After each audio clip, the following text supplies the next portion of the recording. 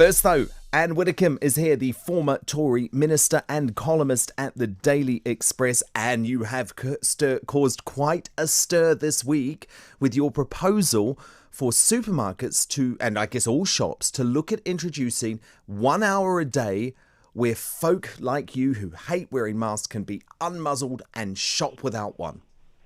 Yes, indeed. It, of course, wouldn't just be people who don't like masks. But there are people who are medically exempt from wearing one because they have a problem. We've already had accounts of how such people have been challenged in shops, very embarrassing for them, because, of course, you don't go about with a great sort of a legend on your forehead saying medically exempt, so people don't know. And I just think that if you had a time, might not even be every day, but several times a week, if you had a time when people who either find masks unbearable or who are medically exempt from wearing them can go into shops and supermarkets, I just throw it out as a suggestion. It might mean that those people don't do what I'm certainly doing at the moment, which is abandoning the high street and ordering online. Yes, so you don't want to shop, do you, because you hate going out in a mask? I find the masks impossible. I can manage with a visor, but I find the masks absolutely impossible. That's not the end of the world. Of course it isn't. And I can shop from home. I can shop on the net. But the big question is, if Boris wants to regenerate the high streets, if there are enough people, either because they're medically exempt and embarrassed, or because they just can't bear it anyway, if they're shopping online, then it's not going to help the high street.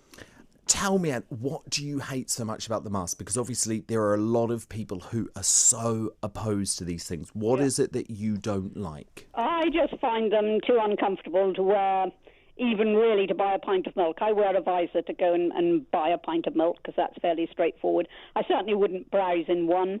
I've always found anything about the mouth and nose uncomfortable. For example, when I was much, much younger, I used to do a lot of sea swimming, but whereas some of my friends would snorkel, I would just content myself with swimming underwater and then coming up for air because I didn't like the thing across my face. And indeed, I've had to tell beauticians before now, no, don't put that over my face. So it's a comfort issue for you rather than one of civil liberties and freedoms? Well, there is a civil liberties angle, but I think that's a very different issue. I mean, if I was going to argue the civil liberties side, I would simply say we have this out of proportion. We've been without masks all this time, and the virus has been falling off despite the fact that we've been without masks. We were in shops less than a week ago without masks, perfectly lawfully.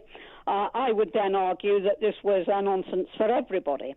What I'm now trying to do is to simply find some sort of, if you like, compromise, whereby people can still go to the high street, can still go to the supermarket. That's what I'm trying to find. Are you with Peter Hitchens, who describes masks now as muzzles? Well, I'm certainly closer to him than I am to the argument that we should all wear masks everywhere. Yes, I'm certainly much closer to him. But there is just so much inconsistency at the moment. I give you, for example, my local store has a cafe. Now, if I go into the store, into the cafe, that's fine. I can sit there without a mask. The instant I leave the cafe, even if all I'm going to do is leave the store, but I have to walk through the store, I break the law if I don't wear a mask. Yep.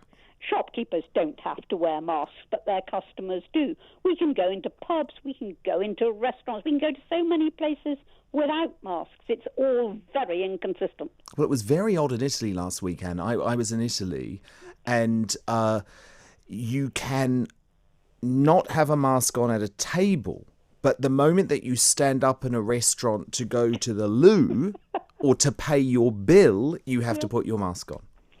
Yeah, well, I mean, that is just... Which is nonsensical. Well, it totally so, but we also have rules which are nonsensical. I've just listed some of the inconsistencies.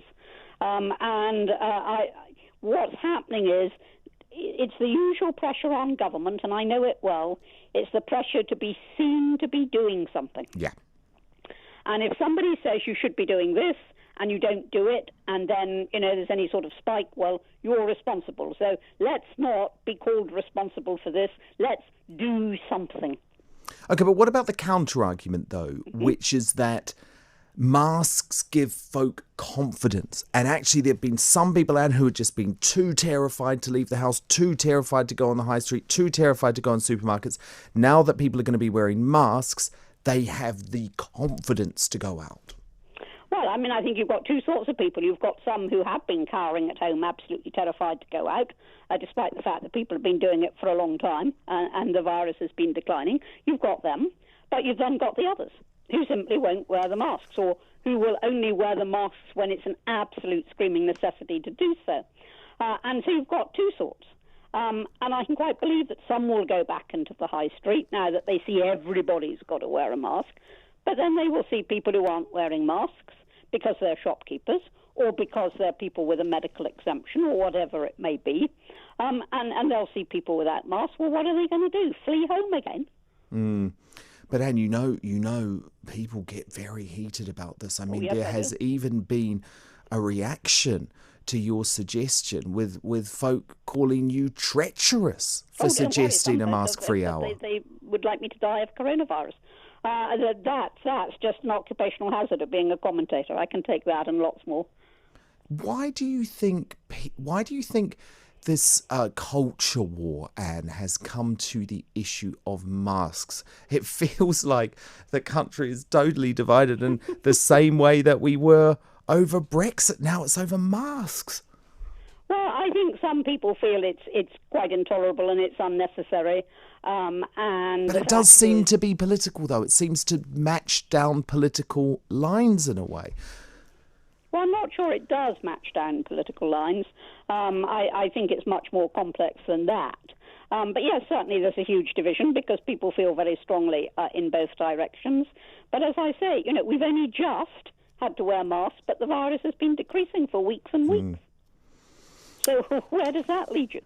And why some people have to wear masks and some don't? And in this situation you do, and in that you don't.